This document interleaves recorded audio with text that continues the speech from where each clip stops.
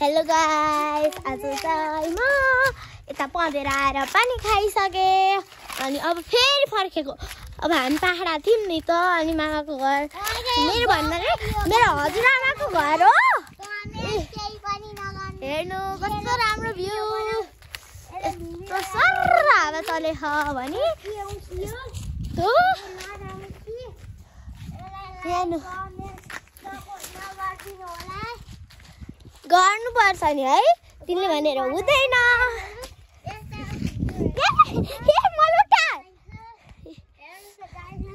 हेर्नु ल ल ड्याडी ल ल अनि अब खाल त देख्न नि हो त्यहाँ यहाँ त पुल गराएर बन्जी जम्पिङ खाल्ने हो। यहाँ माथि आँटे यहाँ त यस्तो गहिरो छ कि हेर्दा पनि डर लाग्ने। हामीले फालेको चिज हेर्नु है, केही गर्नु पर्दैन, बस हेर्नु। अनि भुरुङ म चाहिँ भुरुङ लिएर हिँडिरहेको अनि यता चाहिँ सल्लै हेर्नु।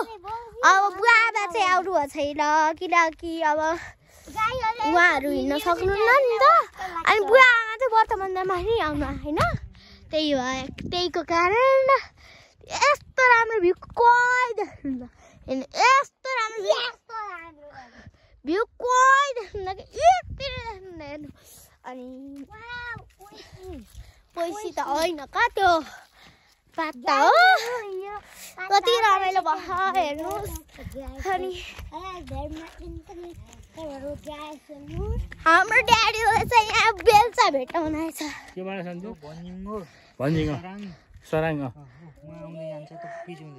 ड्याडीले अब बेलचा भेटाउन दाइ यहाँ हुनुहुन्छ।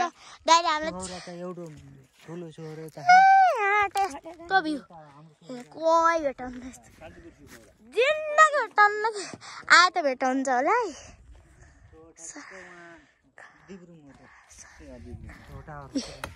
हेर्नु हामी एकचोटि मेरो भ्लगमा हाई भनिदिनु। ए भेडी भेट्टा नि त, भेडी यसलाई चाहिँ भेडी भन्छ है, सल्लाहको फल।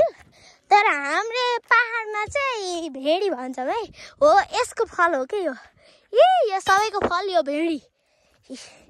यो अहिले फुल्दैछ, यो फुलेपछि यस्तै हुन्छ। यो अझ